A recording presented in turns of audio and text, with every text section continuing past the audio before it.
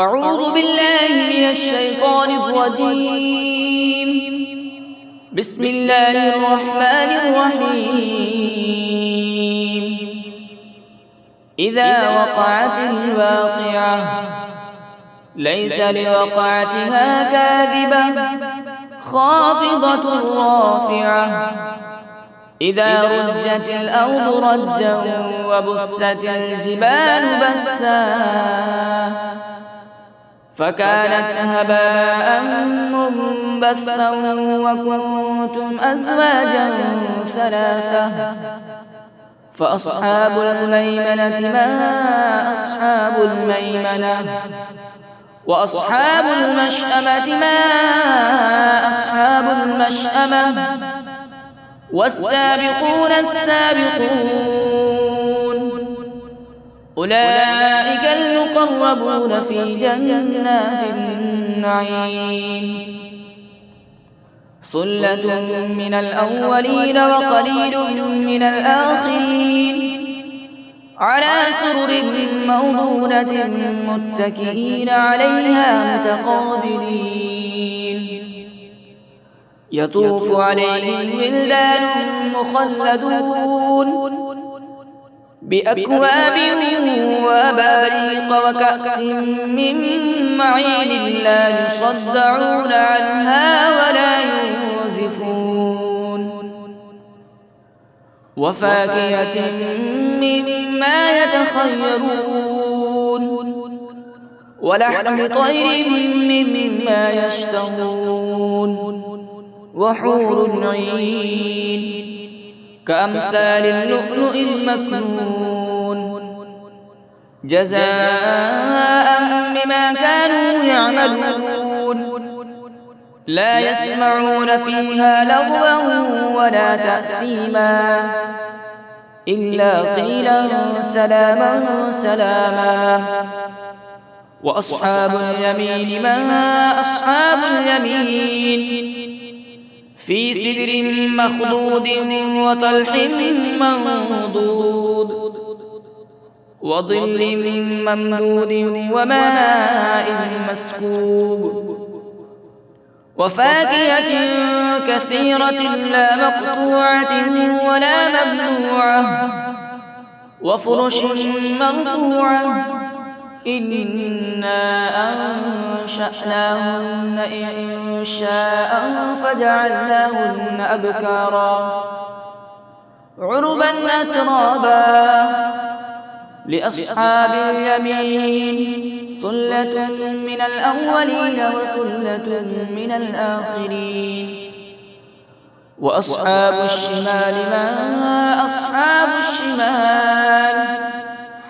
في سموم وحميم وظل من يحموم لا بارد ولا كريم إنهم كانوا قبل ذلك مترفين وكانوا يصرون على الحنث العظيم وكانوا يقولون أئذا متنا وكنا ترابا وعظاما أئنا لمبعوثون أو آباؤنا الأولون قل إن الأولين والآخرين لمجموعون إلى ميقات يوم معلوم ثم إنكم أيها الضالون المكذبون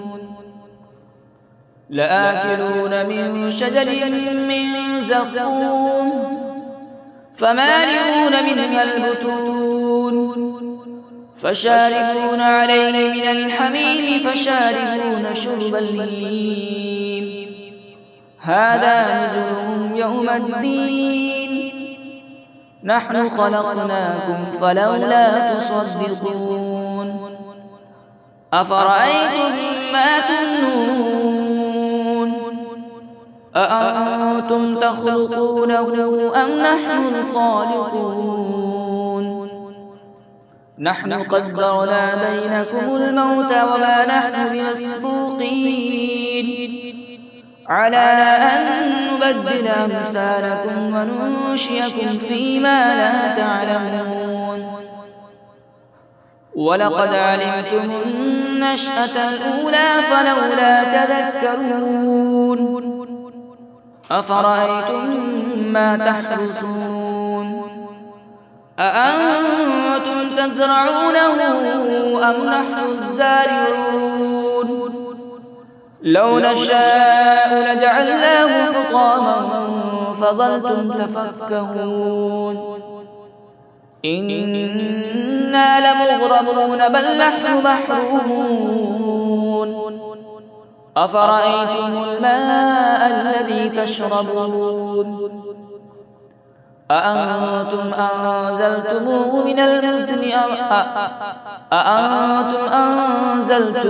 من المزن أم نحن المنزلون لو نشاء جعلناه أجاجا فلولا تشكرون أفرأيتم النار التي تورون أأنتم أنشأتم شجرتها أم نحن المنشئون نحن جعلناها تذكرة ومتاعا للمقوين فسبح باسم ربك العظيم فلولا أقسم بمواقع النجوم وإنه لقسم لو تعلمون عظيم إنه لقرآن كريم في كتاب مكنون لا يمسه إلا المطهرون تنزيل من رب العالمين أفبهذا الحديث أنتم مدهنون وتجعلون رزقكم أنكم تكذبون فلولا إذا بلغت الحلقوم وأنتم حين يومئذ تنظرون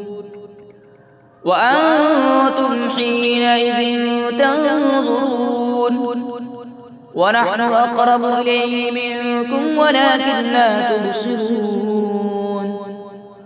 فلولا إن كنتم غير مدينين ترجعونها إن كنتم صادقين فأما إن كان من المقربين